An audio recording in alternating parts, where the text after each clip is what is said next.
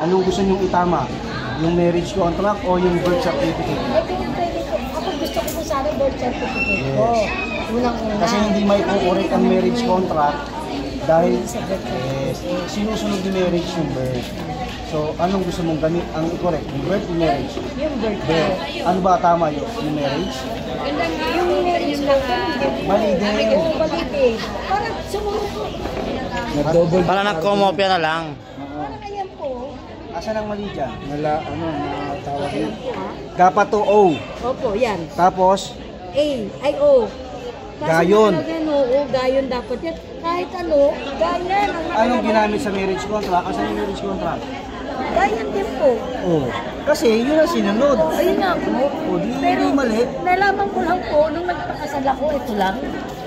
Nung napakasawa ko yung asawa ko. O, ayan, gayan. Oo, gayan. Oh. Pero gusto ko Kasi po ito yun. sinunod. Sa birth. Oh. Pero So, di walang mali. wala nga akong mali. Pero ang mali ko, yung o dapat na gayan, o dapat yan. Saan dyan? Saan dyan? Gayon dapat. Oo. Gayon, di gayon. Kasi, Mali ang birth kasi certificate. akala nung nagkasal, iyan. Ayun nga po. At saka yung talagang ano yan, So, ang tanong ko sa iyo, meron ka bang supporting document na gayon yan? wala po. Oh, katulad ng baptismal, school record, voter certificate. Ayun, yung birth certificate. May mga anak ba kayo? Meron po. Ilan? Anong nasa birth nila? Iba-iba po. Oh, eh, magulo talaga yan. Hindi natin mapapakorek yan kung ang mismong mga papel o supporting documents na hawak mo ay magulo din. Ayun nga po. Ang paranay ko, Lirio. Hindi ako kasal sa asawa. Ang pangalawang asawa ko, si Ludo. Hindi rin So, ako ilan yung asawa mo? Tatlo po, pangatlo Yun, yun. mismo. Sana all, Nay. Sana all. Yung dalawa pa na buhay pa. Ah, patay ng parehas. Ah, ang galing. So, nawala. Asawa. So, lahat kayo. So, si kinasal. nanay maganda. Kaya Ito ang lang bilis huli. ko, opo. Kaya nga Mali ang bilis pa. ko, ayun nga po, kailan lang po ako So, ibig sabihin- nakita ko yung birth certificate ko, mali pala ang ano. Pero nung kinasal ako, ayun ang sinunod. At saka yung birth certificate. So sir, sa tingin nyo saan nagmula yung problem? Sa birth certificate? Opo. Mother, oh. Kasi hindi po ako, Ito na, nakita na. Walang mali eh. Kasi si father, ayan o, gaya no. ayun nga po eh, pero hindi nagamit ko po. Bago ka Noon pa. magpakorek ng birth mo, uunahin mong i-correct yung sa tatay. So, siyempre, nakuha mo yung kapit. Matay na yung batay. Ganun Hindi ko na. alam kung nasa ng birth. Mahirapan tayo dyan. Ayun nga po eh. Unang-una, ang kailangan mo ipakita yung birth ng tatay mo, dokumento ng tatay mo. Pag mapatunay, yung gayon or yung gayan ay dapat gayon. Kasi nakasulat sa father's name mo, gayan. So yun yung nilagay. So, kailangan i-correct pa talaga yung dati. Sa tatay mo na. Oo.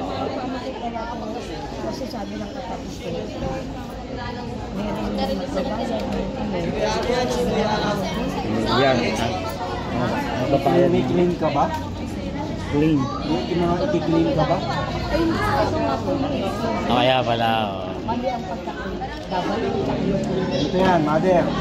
Bago ka magpakorek ng apelido mo, naturalmente, i-represent mo yung dokumento ni tatay. Tama?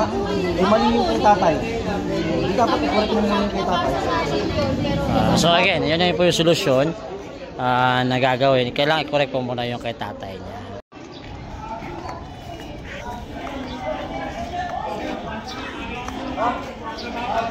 Yeah, boy, oh. Bigyan for the update for today. Ayan, samahan po natin ng civil registry. Siyempre, kasama din natin konsehalang maganda. Ayan, Ibay. Dito po sa Barangay 718. Sa barangay po mismo ni Director Chairman Mark Delfin, mga kaibigan. So, again, Operation Birthright. Ayan, handog po sa inyo ng lungsod ng Manila. SK at civil registry. Siyempre, di natin mawawala yan tinatawag natin Manila Youth Development Council. Siyempre kasamahan po natin si Miss Yan Ibay. Ayan.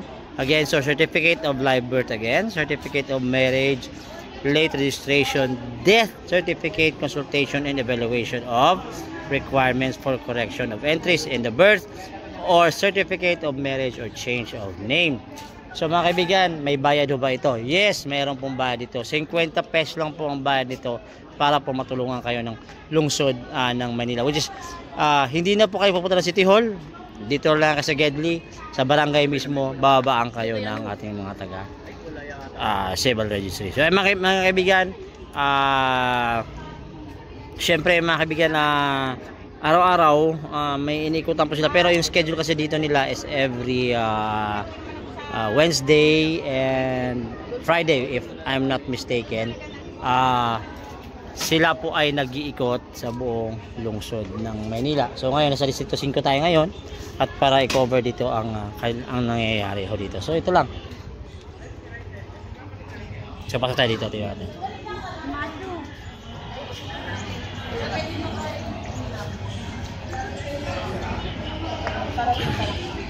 Yun no.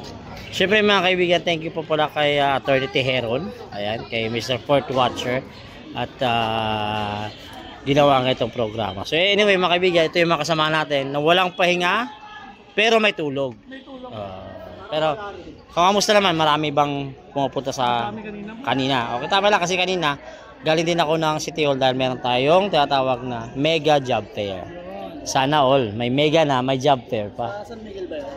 Yes, oh, exactly. San Miguel. So ngayon mga kaibigan, so pwede hanggang hapon pa naman yung pare. Biglang nag-resign din. Biglang natanggal sa trabaho, ayaw naman trabaho.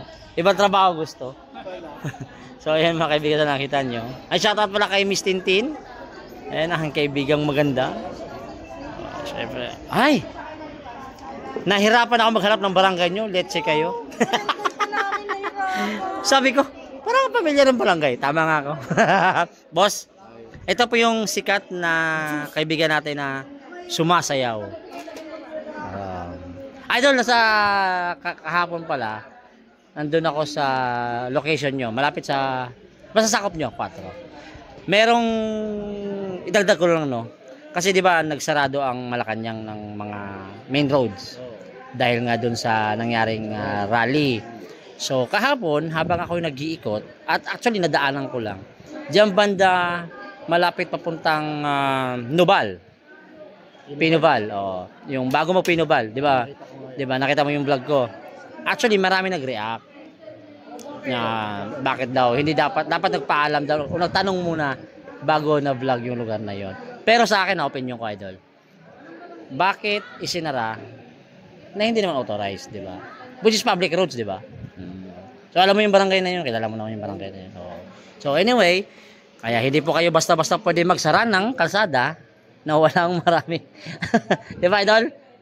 Kailangan may permit. Yan, may basbas. Huwag nyo na kasi angkinin yung hindi inyo. So anyway mga kaibigan, again, dito tayo para po sa Operation Birthright ng Civil Registry. Ayan. At ang ating kaibigan na hindi sumasayaw. Tumatawa si madam, oh. Parang nakita mo madam, ah. Nakita mo yun, oh. Nakita mo. Saya nga sila. So, kung gusto nyong palitan yung asawa nyo, lumapit kayo rito. Oo. For example, yung asawa mo, gusto mo 1 week lang kayo.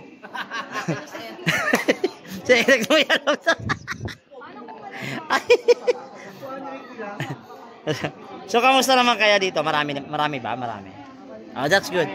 Ito yung barangay ni Director Chairman Delphin. Hi.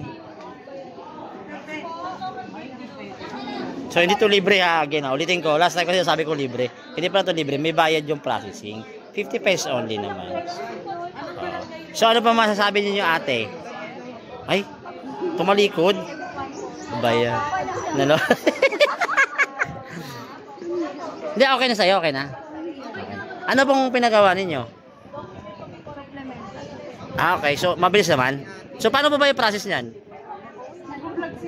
Si ate naman, nakatalikod si ate. Mahiyain. Maganda pa naman, sayang. Kayo ma'am, okay na? Boss, kayo boss. So ano po yung ipaprocess ninyo, madam? Change name. Oh. Di ba per letters yun? Tama ba? Oo. Oh. Alam ko per letters yun eh. So kailangan mo pangalan ka ng anak mo, 4 na yung letra. Para mura lang. Paano ko yung anak mo pangalan? 3, no? Sa'yo sir, anong pinasikaso mo? Registration. Okay. Pero at least hindi ka na pupunta ng City Hall. Uy, boss! Ang layo ng bahay mo rito ah!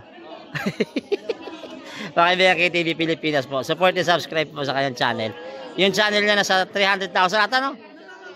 Subscriber mo? Nasa 300... 1 million? Yung dati, di ba? 5 million yon.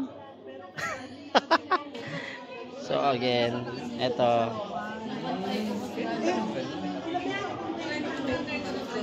Thank you ate. Akala bibigay mo sa akin ate. Inaabot mo eh. So kamusta ko kayo? Kamusta ko kayo? So ano pong asikasuhin natin? Papalit register po. Akala ko papalitan niyo yung birth certificate ng asawa niyo. Pandemic tayo. Hindi ka nakapag-asikaso. Labas, pagka labas ng delivery, labas agad. Oo, kasi pandemic. So, at least kahit pa paano, hindi na kayo lalayo. Nanganak pa ako ulit. Nanganak ka pa ulit. Ang bilis mo naman. Masyado ka naman magaling. So, paano po?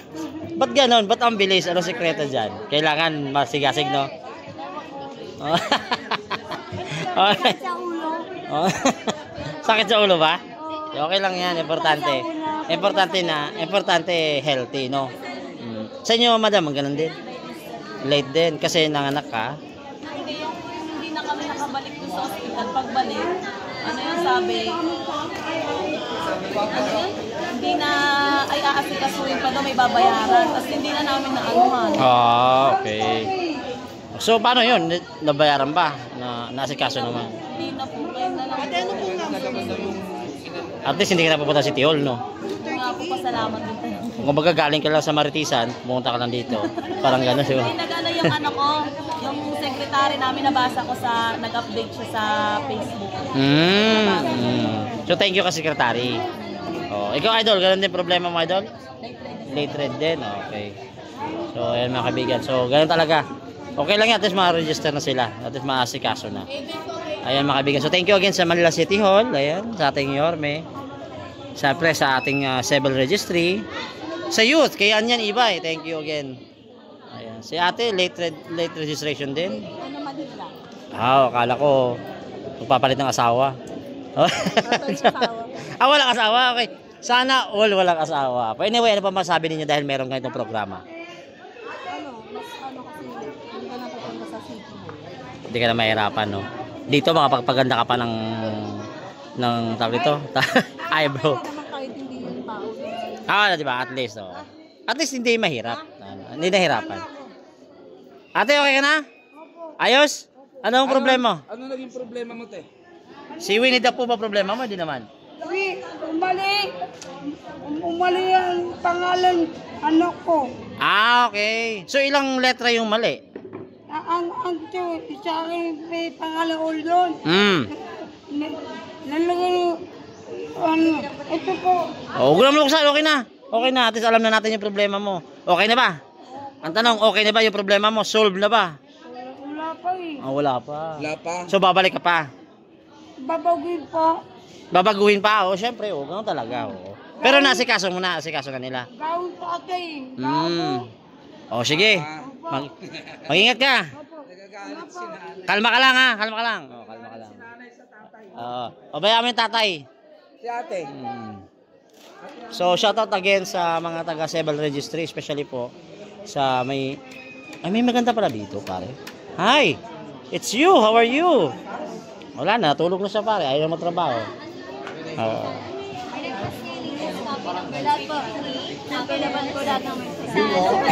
Ba't di mo pinilapan?